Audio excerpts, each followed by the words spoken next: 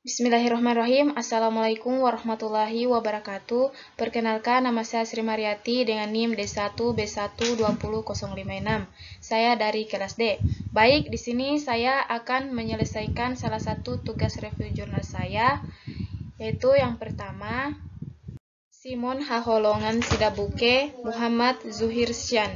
Reviewer, saya sendiri Sri Mariati. Tujuan, untuk melakukan evaluasi lahan tanaman sorghum di Kecamatan Bilah Barat, Kabupaten Labuhan Batu. Metode, penelitian ini bersifat deskriptif dengan menggunakan metode survei.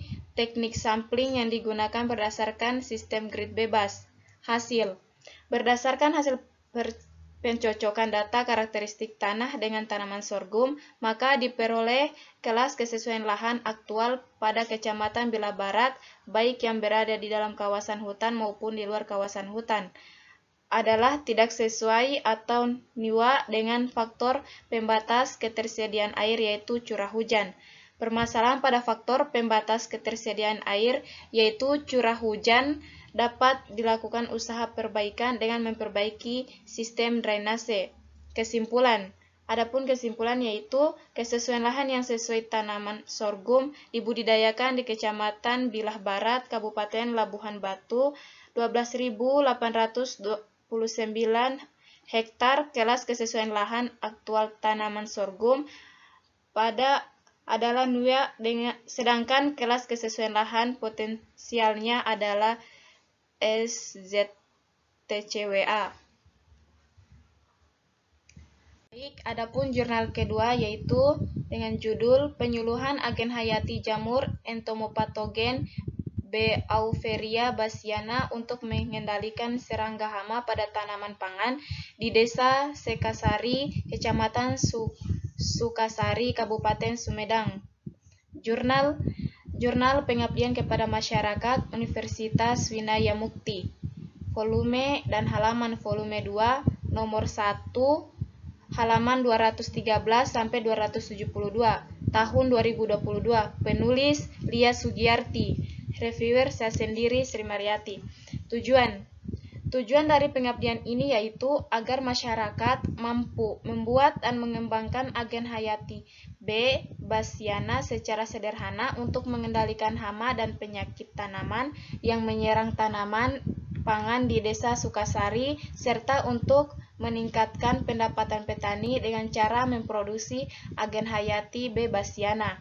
Metode, kegiatan pengabdian menggunakan metode penyuluhan dan simulasi yang dilaksanakan di Desa Sukasari, Kecamatan Tanjung Sari, Kabupaten Sumedang selama bulan Mei 2022 dengan sasaran anggota KWT, Kelompok Wanita Tani, Kemcep Mekar. Hasil, Desa Sukasari adalah salah satu desa yang berada di Kecamatan Sukasari, Kabupaten Sumedang. Luas lahan pertanian sebesar 157 hektar berupa lahan persawahan dan 55 hektar merupakan lahan pertanian bukan persawahan. Kesimpulan, setelah mengikuti kegiatan ini, pengetahuan dan pemahaman peserta penyuluh meningkat dalam hal pengetahuan tentang pentingnya agen hayati jamur Entomopatogen B. bassiana untuk mengendalikan tanaman pangan di Desa Sukasari. Ada ketiga yaitu dengan judul Evaluasi kesesuaian lahan untuk beberapa tanaman pangan dan perkebunan di Kecamatan Burau, Kabupaten Luwu, Timur Sulawesi Selatan. Jurnal Agroteknologi Tropika. Volume dan halaman.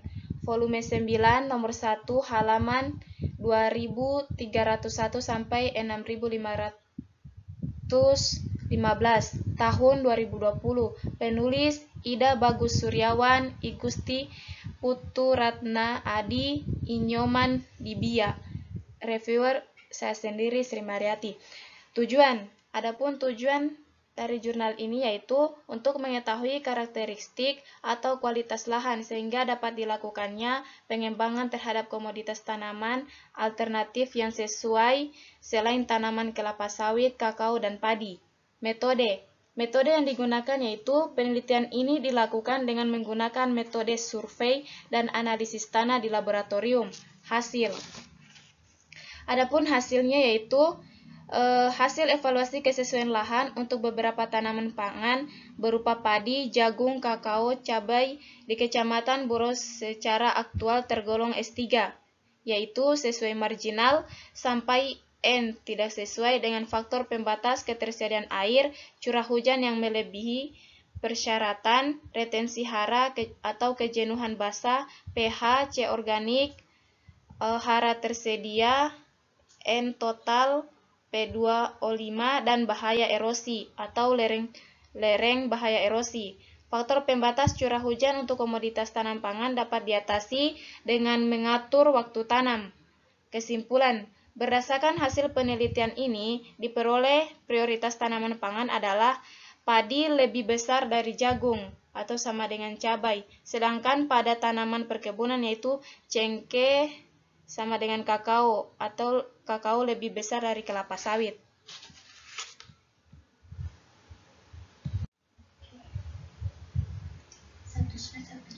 Baik, anal yang keempat yaitu dengan judul Evaluasi Kebijakan Program di Bidang Tanaman Pangan dan Hortikultura dalam rangka pengentasan kemiskinan pada Dinas Ketahanan Pangan dan Pertanian Kota Dumai. Jurnal Niara, volume dan halaman, volume 14 nomor 2 halaman 59 sampai 66 tahun 2021. Penulis Lilis Wahyuni dan Farah Saliza. Reviewer saya sendiri Sri Mariati. Tujuan dari jurnal ini yaitu untuk mengevaluasi dan mengetahui faktor-faktor penghambat dalam pelaksanaan kebijakan program di bidang tanaman, pangan, dan hortikultura dalam rangka pengentasan kemiskinan pada Dinas Ketahanan Pangan dan Pertanian Kota Dumai. Metode untuk memperoleh data penelitian ini menggunakan triangulasi metode yaitu observasi, wawancara, dan dokumen. Hasil. Adapun hasil dari penelitian ini yaitu peneliti melakukan analisis fenomena yang terjadi dengan menggunakan teori William N. Dunn dan dapat disebutkan yaitu efektivitas, efisiensi, kecukupan, pemerataan, responsivitas, dan yang terakhir yaitu ketepatan. Selanjutnya, kesimpulan yaitu evaluasi kebijakan program di bidang tanaman, pangan, dan hortikultura dalam rangka pengentasan kemiskinan pada Dinas Ketahanan Pangan dan Pertanian Kota Dumai telah dilaksanakan dengan baik. 6 indikator evaluasi yaitu efektivitas, efisiensi, kecukupan, pemerataan, responsivitas, dan ketepatan.